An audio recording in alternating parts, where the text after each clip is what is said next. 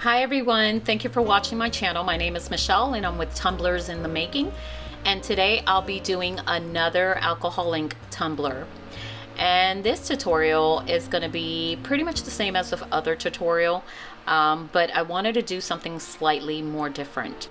So I decided to go ahead and do kind of like the first video with my alcohol ink.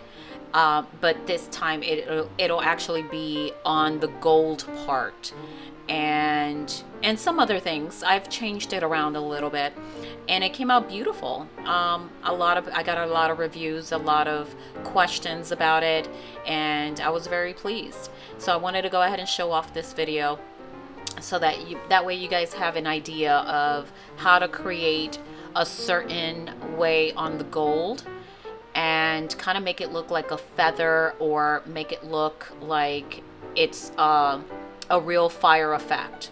So, or to me it looks Asian inspired, and that's how I pictured it, like an Asian inspired art, and that kind of went off from there. So I want to go ahead and show you guys how to do that. But first, just make sure that you guys prep your tumbler. Make sure you sand it, you clean it with Dawn soap. Make sure you get all the particles off of the cup. Then you use one of my tips and tricks that I've told you about previously, and that is to use a car towel absorbent. That'll wipe the tumbler and dry it off as quickly as possible, and give it just a few more minutes before you put any spray paint on it. And of course you want to use Rust-Oleum 2X, which that's what I'm using. You can use something else if you'd like, and it'll be on a white base. Okay, now as for the epoxy, we're going to do about 20 mLs. You want to go ahead and rub it all in there, make it nice and smooth, and don't forget to get the bottom of the cup as well. All right, so let's do our inks real quick. This is the navy ink. And then I'll go ahead and give you guys some more description about the inks that I'm using here. And now we're going to use the pinks, which is the fuchsia. I love this pink combo.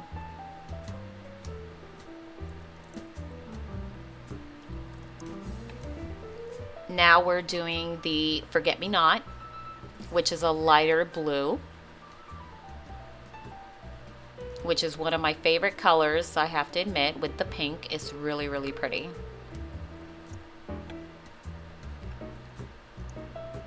Now we're going to do the ruby, and the ruby is a darker red out of the inks. Now we're doing the violet, which is a purple color, and then of course the white. Now here I did a boo-boo. I went ahead and had the light blue and the pinks, and I guess those two colors were too close to each other, and I placed the white in between, and it made it black. It made it into a mushy, ugly color. And I actually took care of that by placing a decal over it, so you can't really tell. Now make sure that you use your heat gun. Give it a little bit of heat. Don't get too close to your tumbler or you'll burn the epoxy. So as you can see, I'm trying to keep my distance away from the epoxy. I just want some movement. Look at it melt. Did you just see that? It just started spreading. Now at the time that I was doing this video, I couldn't see the movement. Now I'm going up and down, and remember I'm going a little fast on this video, so I still don't see movements. I don't see it move and kind of give it that wave effect. So here I just decided to go ahead and add some more inks because there's some white spots. You don't have to. Again, these inks can still spread. It can still widen, broaden the area of where it's white. But I choose to go ahead and add some more inks. And that's fine if you want to do that. But keep in mind, you don't want the colors too mixed up to where I have those black spots of the mixed colors. So just keep that in mind. Don't get too crazy over the inks. Don't do too much of an abundance of it. All right, so here I'm just adding some extra heat, kind of get it moving, because in real time, I don't see movement.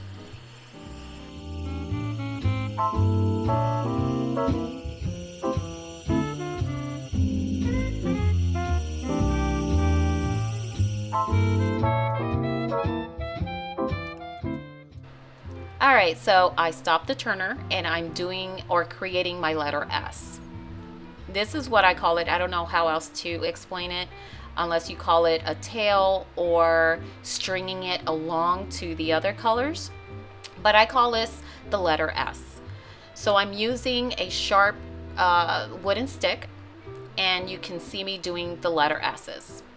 I just want this kind of fire effect type thing. It's kind of weird how to explain it. I just see it in my mind, so I want to create it, recreate it. Usually, like in my previous video for alcohol inks, I did the same technique. And what happened is that I didn't let the epoxy sit a little longer. It needs to be more thicker, more denser.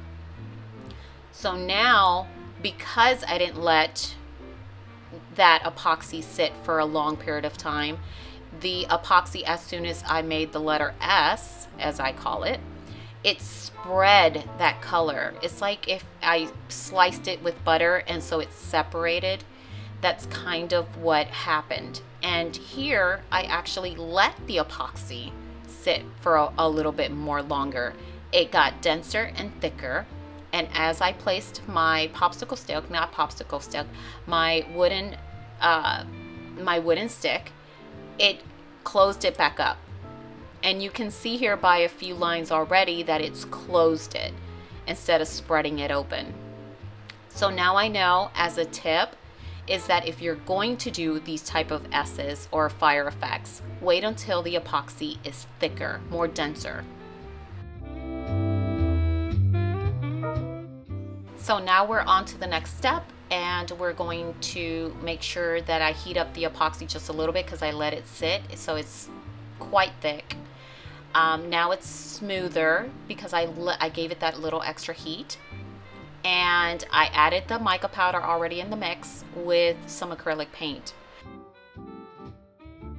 If someone asked me in a commentary, why is it that you just don't stick only the mica powder?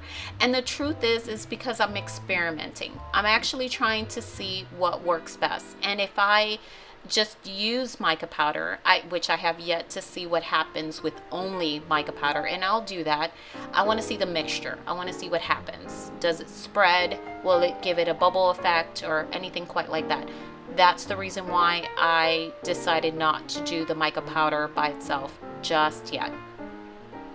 So as I'm doing my letter S, as you can see with the same on the gold, kind of looks like little fishes going through around the whole entire tumbler, and I'm not adding a lot of this gold.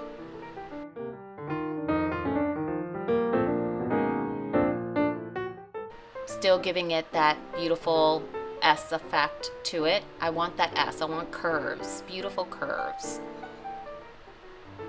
And then I thought dragons.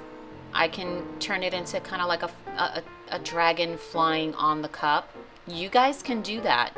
Absolutely, you can do that. And then I thought also flower.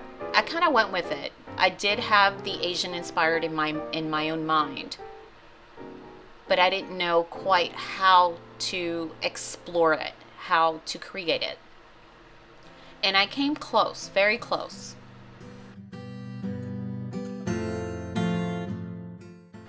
There's certain areas I wanted it a little bit more thicker.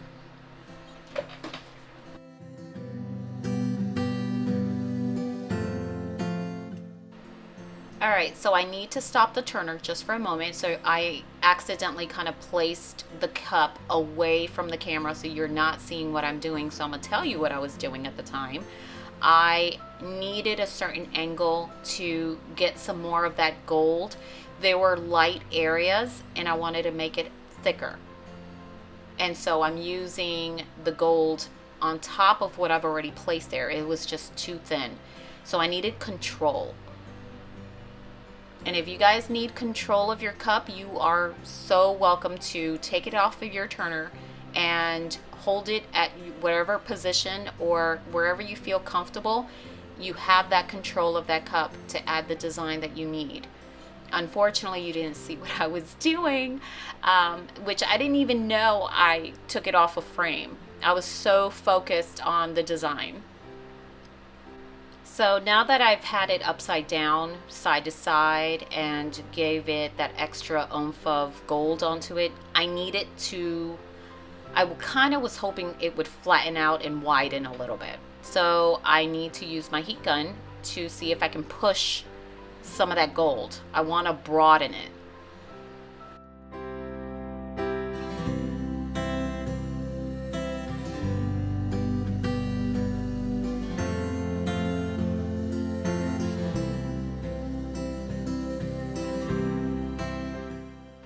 So the mica powder with the acrylic worked very well here. Now I'm starting to see my gold spread, which is what I wanted.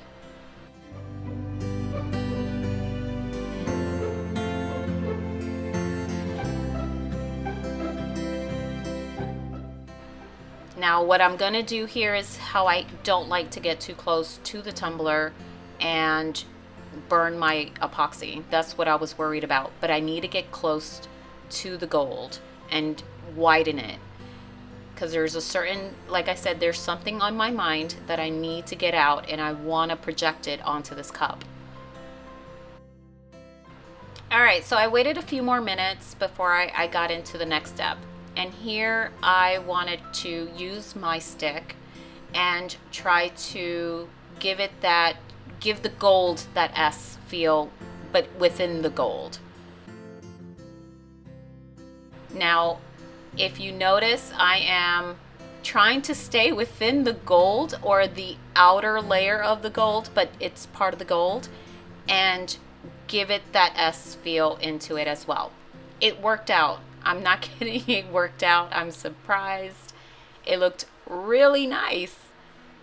And this is where I was thinking flower. It just looks like a flower. And then it started turning into kind of like a flame. And then after it, after the very end of it, it kind of looked like a feather. So you guys go along with it. Just project it. Whatever you think it needs to be, go for it. Like right there, it looked like a feather. Look at that. Look how pretty. Now it's starting to look like a flame. Some look like a feather, some look like a flame. So it's really up to the person's eye. What do they feel it may look like? But it's a work of art.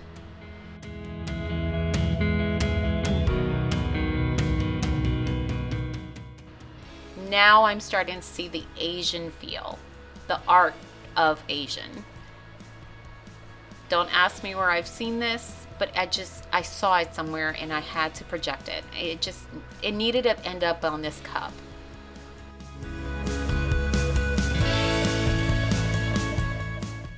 Now I know I can do this in different styles. Once the epoxy hardens, or not hardens, just gets thicker, then I know I can do different style on the gold, or it could be, just it's something bright, something that's different from all the other colors, which gold popped. It kind of gave it that oomph that it needed. Look how pretty. That came out really, really nice. Would I do some things differently? We all do. I think we all would take something artistic like this and then, oh, I wish I did something different, or I would have done something different. And that's what I've seen here. I was like, I could have turned this into a beautiful flower or a feather, make it all look like feathers. All right, you guys keep in mind that even if you finish your project and you feel that is it, I'm not going to touch it anymore, it's perfect just the way it is, keep in mind it's going to still move as it's turning. And it did happen to this cup, just slightly, not too much, but it did move, it did shift. All right, we're coming to a close here. So real quick, I want to let you know that you cannot sand this tumbler until you seal it first with epoxy, or you will sand your creativity, your art. Now look how beautiful this tumbler turned out. It just has that Asian inspired feel. And I love how some of it came out looking like feathers and some came out fiery. It just had a different, unique, artistic feel to it. And I just placed a decal over the mixed colors. That's it for now. Thank you for watching, and if you like this video, don't forget to hit that subscribe button and be up to date for more future videos.